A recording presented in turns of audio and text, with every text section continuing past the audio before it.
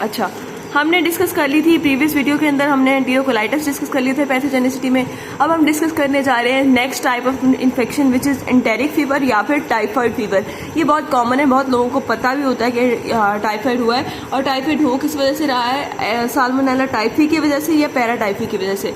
2 stage होते हैं जो टाइफाइड कराते हैं।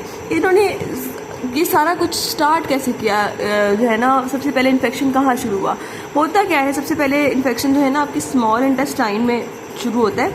ठीक है, थोड़ी सी सिम्टम्स आनी शुरू होती हैं किसी बंदे को, तो GIT सिम्टम्स आते हैं, जैसे एब्डोमिनल पेन हो गया, इस तरह के सिम्टम्स आएंगे फ़ौरन से। ठीक है, फीवर, वो उस तरह की। उसके बाद ना वो वहाँ पे मल्टीप्लाई होना शुरू हो जाना है। ठीक है, गट में मल्टीप्लाई होगा। कहाँ पे मल्टीप्लाई होगा बच्चों? स्मॉल इंटेस्टाइन है ना आपकी, स्मॉल इंटेस्टाइन के अंदर आपको पता है कि ना पायल पैचेस होते हैं। ठीक है, फॉर एग्जांपल ये देखो, ये आपकी स्मॉल इंटेस्टाइन है। ठीक है, सॉरी, ये ऐसे करके मैं बना रही हूँ।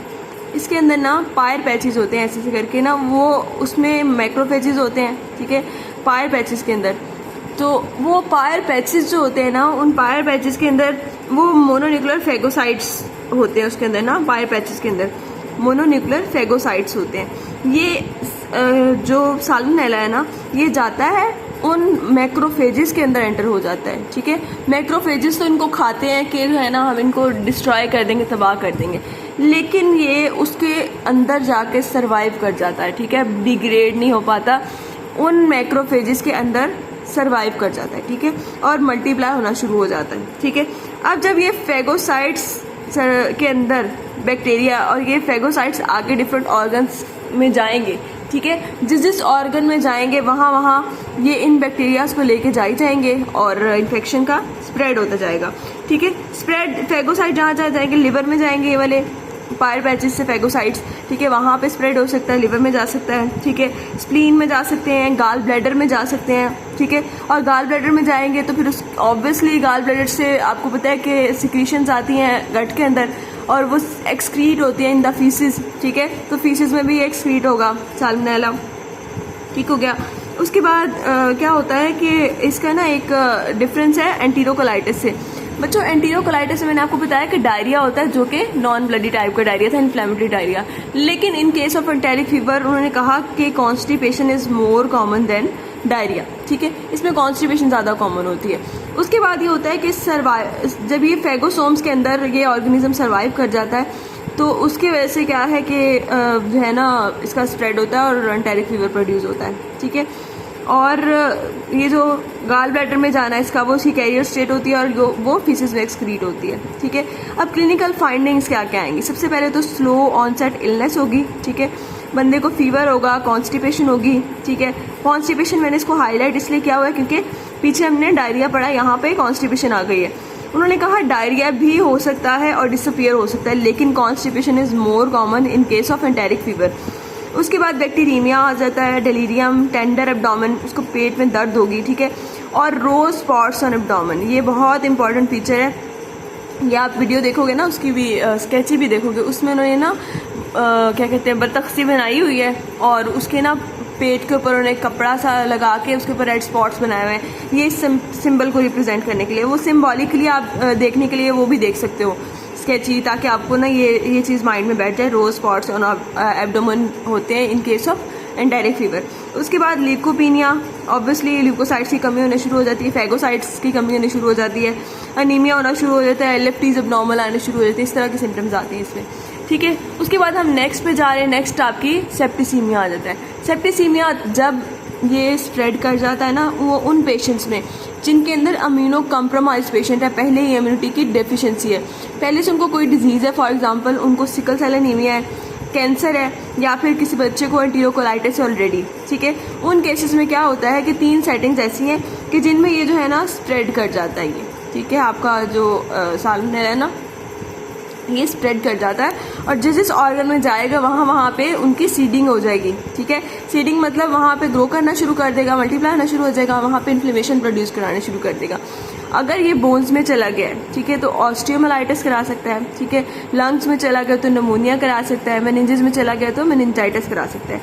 और कोई बंदा अगर उसको इन्फाक्शन है, ठीक है, कार्डिक इन्फाक्शन या एओर्टिक एनोरिज्म वगैरह है, तो वहाँ पे मेटास्टेटिक एब्सेसिस बन सकती हैं, पस वाली ना पोर्शंस बन सकते हैं जहाँ पस अकोमोडेट हुई होगी। और इसको क्लिनिकल फाइंडिंग्स के ऊपर जो है ना कॉलरा स्विस मैंने आपको बताया था, वो ये वाली सेप्टिसीमिया कराता है। टाइफी, पैराटाइफी या एंटेरिक फीवर करा रहा था, ठीक है। इसमें क्या होना है, सिम्टम्स फीवर होना है, ठीक है, एंटीरोकोलाइटिस, और अफेक्टेड ऑर्गन मैंने आपको बता दिया, बोन्स होती हैं, लंग्स होती हैं और मेनिंजेस होती हैं, उन्हीं की इन्फ्लेमेशन हमने यहाँ बढ़ी हुई है। उसके बाद हम नेक्स्ट इसकी क्लिनिकल फाइंडिंग्स पे जाने लगे हैं, ठीक है। क्लिनिकल फाइंडिंग्स में हम क्या क्या देखेंगे वो मैं दिखाती हूँ। उसमें सबसे पहले आपको पता है क्लिनिकल फाइंडिंग में हम 5 चीज़ें देखते हैं। 5 चीज़ों में सबसे पहले आपके पास जो चीज़ आती है वो आती है आपके पास स्पेसिमन कलेक्शन, ठीक है।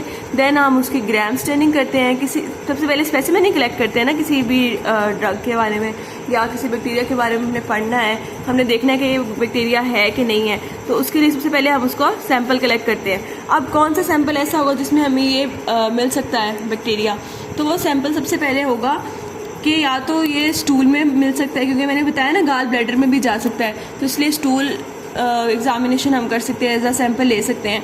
ब्लड ले सकते हैं सेप्टिसीमिया के केस में, बोन मैरो ले सकते हैं सेप्टिसीमिया के केस में, तो कल्चर इसको देन कराएंगे, बोन मैरो कल्चर्स। उसके बाद ग्राम स्टेनिंग करेंगे तो हमें पता है ग्राम नेगेटिव रॉड्स हैं, ठीक है। उसके बाद माइक्रोस्कोपी में देखेंगे तो ये रॉड्स की शेप में हमें नज़र आएंगे, और रेड कलर के ना ग्राम नेगेटिव्स है ना, रेड कलर के हमें रॉड्स नज़र आएंगे जब हमने सेफ्रॉन स्टेन किया होता है ना, वो वाली। उसके बाद हम इसको जब कल्चर करेंगे ना, कल्चर प्रिपरेशन, तो इसको मेकॉन के एगर पे जब हम इसको ग्रो करेंगे तो ऑब्वियसली मैंने आपको बताया कि नॉन लैक्टोज फर्मेंटिंग है, तो इनकी कॉलोनीज पिंक नहीं होंगी, ये कलरलेस कॉलोनीज बनाएंगे मेकॉन की पे भी और EMB एगर्स पे भी। TSI के अंदर मैंने आपको बताया कि ये ब्लैक कर देते हैं बट को, ठीक है। एसिड बट होगा, अल्कलाइन स्लैंट होगी, एसिड बट के अंदर यानी ब्लैकनिंग होगी इस बट के अंदर, ठीक है। उसके बाद ब्लैक कॉलोनीज बनाएंगे ऑन हेक्टियन एगर। लैब टेस्ट के अंदर आपने 2 ही चीज़ें याद रखनी है, स्लाइड एग्लूटिनेशन टेस्ट और सीरोलॉजिकल टेस्ट। सीरोलॉजिकल टेस्ट क्या देखता है कि उसमें एंटीबॉडी टाइटर चेक किया जाता है। एंटीबॉडी टाइटर बढ़ा हुआ है तो इसका मतलब ये कि बंदे के अंदर इन्फेक्शन हुआ है, ठीक है, वो इन्फेक्शन को चेक करने के लिए होता है ये।